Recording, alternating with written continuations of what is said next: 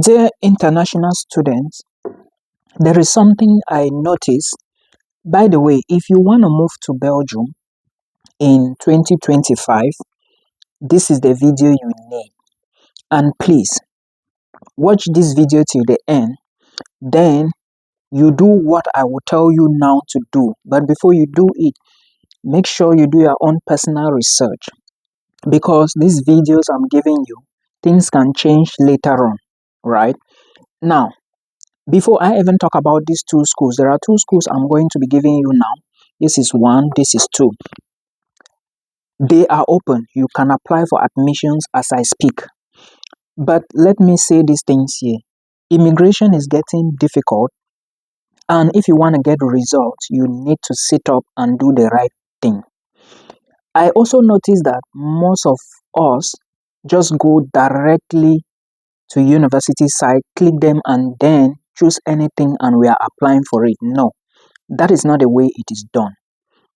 When I post a video and tell you the link is in the video description box or anywhere you see the link, click on it, check if they have programs you can study, then you now check the requirements. If you meet requirements to actually apply for this program before you start applying, it is very important. Do not just apply for any program because you think you can apply for a program. Programs have different requirements. Okay, if you go and start applying for biomedical sciences, whereas you didn't have physics, maths, and chemistry, they will not accept you. Maybe your friend had those subjects, they will accept your friend and you will start blaming your village people. It is not proper. Point number one, to those of you who were asking, can I get a master's in Belgium with a GPA of 2.78? The answer is yes and the answer is no. Some universities would accept you with this GPA. Others may not accept you at all.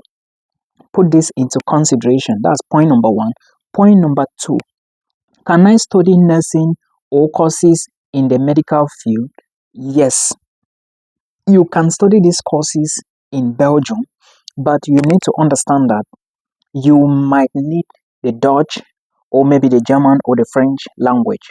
Put this into consideration. But if you really want to study them in English, then you may want to learn the language and choose other universities elsewhere. Because in Belgium, it might be difficult for you to actually study this in English language. To those of you who said, can students' jobs help me pay my tuition fee and take care of my bills? The answer is yes. The answer is no. It depends on your tuition fee, first of all, if you are paying. Someone paying 1,000 euros to study in Belgium does not have the same responsibility as someone paying 3,000, 4,000, 5,000, 6,000. Yes, there are schools like that or there are programs like that that charge you that particular amount. So put all this into consideration and remember, student jobs in Belgium will not give you that much money. Someone working part-time and someone working full-time do not earn the same. They do not earn the same. I hope you get my point. Then when can I start looking for my student accommodation and how? Immediately you get admission, check on the admissions letter. You are going to find a link to start looking for accommodation, either from the school or from outside. But if you don't see this link, ask your university that gave you admissions. Now let's go into this video proper. And the information I want to give you is about two universities today that are open in Belgium. First of all, remember, if you want to move to Belgium, try and legalize your documents.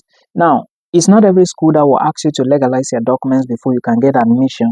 But the thing is, you must do this process before you can apply for a visa to Belgium. Do not apply for a course that is not the same as what you did at bachelor's. For example, if you did economics at bachelor's or biochemistry at bachelor's, make sure you apply for economics at master's and biochemistry at master's or something similar so that you can be able to defend yourself at the embassy. Remember, whether the school gives you admissions or not, you still have to defend yourself at the level of the embassy. Put these things into consideration. Now, school number one is Catholic University of Leuven. This school is located in Leuven and application fee is 200 euros. Relax. I know what you want to say. Now, what happened? If you apply to this school with this application fee 200 euros, get admission, then upon enrolling in the school, they are going to refund you this 200 euros. They will not give you, but they will remove from your tuition fee. Do you understand? They will remove from your tuition fee. Let's assume your own tuition is 4,000 euros. When you pay, or when you are about to pay, the school is going to deduct the application fee from the tuition. Do you understand? But if you do not get admission, the application fee is gone, is non-refundable. Make sure you read all these details very well on the immigration website. So at the end of the day, you do not blame village people. Now, courses in this university. You need to take a look at courses in this university. Now, this is time for those of you watching me from the French zone, French people, those my French people, right? There are courses in this university that you can study in English and French. Catholic University of Leuven, okay? Check it out. They have French courses, they have English courses. Now, when you click a course, make sure you read its requirement. It is very essential for you so you don't make mistakes. Then note that the courses, every course has its tuition. You're going to find their tuition range from 3,000 to like 4,000 euros. So when you click your own, check the tuition, check the other course, check the tuition, then decide on which one you want to go for it. Putting this at the back of your mind, you have to defend why you applied for this course at the embassy when it is visa time. Do not forget, school number 2, KU Leuven. KU Leuven application fee is 90 euros. And of course, tuition fee range from 2,000 to like 7,500 euros. So you should know all of this. Not all schools in Belgium charge the same. A school like maybe University of Ghent have programs for like 1,002, 15, 17. All the programs are not the same, but it's a bit cheaper than these universities I just dropped here. Then remember, this application fee, which is 90 euros, will not be deducted from your tuition. Do not mix the two. I talked about Catholic University before. It's not the same thing as KU Leuven, okay? Then they have 1-year master's programs. KU Leuven have 1-year master's programs and 2 years master's program. Now, 1-year master's program, you may not know which one is 1 year or 2 years. When you go to the programs, you are going to see something like 60 ECTS or 60 credits. The 60 credit program is a 1-year master's. It's the same thing for those of you who are applying to Sweden and other places. Then a 2 years is 120 credit. So before you even sit down to apply, make sure you put all of this into consideration, because if you do not think about it, it might really affect you somehow when you want to study in Belgium. I hope this helps you. Let's see what happened up next. There are so many other universities I'll be bringing here. Any school which is open, apply immediately. If you just see my title of a video like apply, just make sure you watch the video, listen to me, then you launch your application. As simple as ABC. This is what we have to be doing in 2024 before December runs out, so that by next year, January, February, you should have your offer letter, or latest March, and you start visa process immediately. Now, the process of legalization, if you haven't done it and you want to do it, Cameroonians, Nigerians, Ghanaians, let me use you people. It looks like my lighting in here is not the best, but that's not the problem. If you want to legalize your documents, you begin from your school. From your school, you go to the Ministry of Education.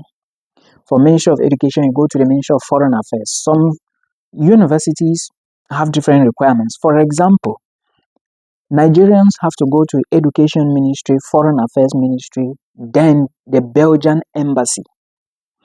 Cameroonians, since we don't have Education Ministry, we have various boards. There is some Ministry of Secondary Education, but I've never been there.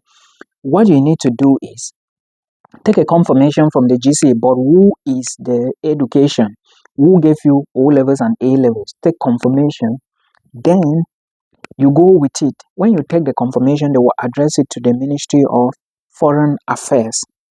When that confirmation shows that the document is coming from the Ministry of Education, GC board confirm it, okay? If you like, still go to the ministry, but I'm telling you what I have done. So in this case, take the confirmation, just go straight to the Ministry of Foreign Affairs, go to your university, take the other one, the certified documents, add to it, go to the ministry. HND people, I don't know what you need to do, but definitely you need to take your HND results or confirmation from the Ministry of Higher Education. Okay, this is for Cameroonians. For Nigerians, they already know the procedure. For Ghanaians, it is almost the same thing. So please put all of this into consideration and see you next year in Europe. Belgium is closer to the Netherlands, and hopefully I will meet you guys someday in Europe.